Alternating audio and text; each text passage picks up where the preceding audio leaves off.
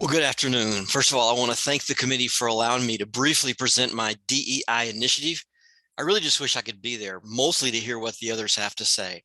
But I'm teaching in Rochester at this very moment that you're watching this video. Uh, so first of all, I also want to say that this is completely new content for my class. I've never covered this material in business ethics before, but I found that it dovetails very well with the topics already covered in the course, like justice, equity, and those kinds of topics. And I could also say that students seem to find it very thought-provoking and totally related to course objectives. So what did I do? DEI requires a lot of things to be successful. First, I think it requires people to treat one another with the utmost respect and civility, right? So allowing everyone to make their voices known. And I really look at it as civility, respect, and doing everything with the utmost amount of integrity.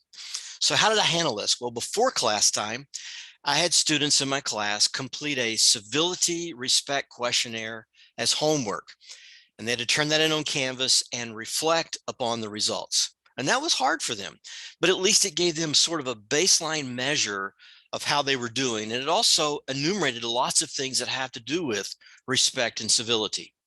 Then when we got into class, during class, I started off with a story from my own working life where I'm afraid I did not demonstrate the utmost respect and civility.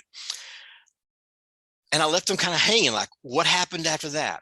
But I come back to that later. So we then discussed a number of topics in detail. One of the first things I talked about was, what does respect look like?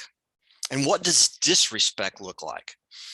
And I created 3 different categories because I want them to understand that you don't have to be off the charts to be disrespectful. So the first category was almost under the radar. The second was moving to insulting. The third was being a bully. And again, I want them to understand that even though they may not be a bully at work, just being almost under the radar, not really letting people talk or talking over someone is still a way to show a lack of civility. So next, I talked about why people aren't respectful. And I gave 8 major reasons, and I don't have time to give you the full lecture and discussion here, but it included things like, we haven't thought about it. I've not thought about how I may be interpreted, what I'm doing might be interpreted by others. I also talked about the influence of social media and how the social media life has allowed people to feel like they can say what they want to, when they want to, how they want to live with it, folks, and how that affects us even on the job place. We then moved to discussing how can we improve our respect skills. And that was most of the body of the conversation we had in class. And I don't have time to go on all that, but finally we talked about how can we effectively disengage from a hurtful conversation. Pretty important, especially for Minnesota nice people that don't like to kind of rock the boat. Participants were continually referred to the impact of DEI through all these kind of topics with many real life examples from my own life and other people. Students also engaged in several small group activities. When we discuss role models for civility, for example, I had students split up into small groups following these instructions. Who might be a role model for respect and civility that you personally know? And briefly describe the traits that person demonstrates that make you think they would be a good role model for other people as well. Following the classroom lecture and discussion, the class was split into smaller groups to complete 2 tasks. Number 1, practice disengaging from a conversation that is turned disrespectful, touchy.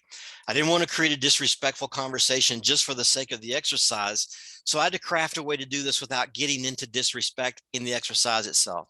Secondly, engage in a discussion about a situation where they've been involved in a situation where there was a lack of civility and respect, and what would have been a good reaction in that situation, both for them and for the other person. In all the exercises and in all the lecture and all the conversation we had, students were encouraged to reflect upon the impact of DEI specifically and how it relates to civility. Following the exercises we did, we then came back as a full class and talked about what we had learned.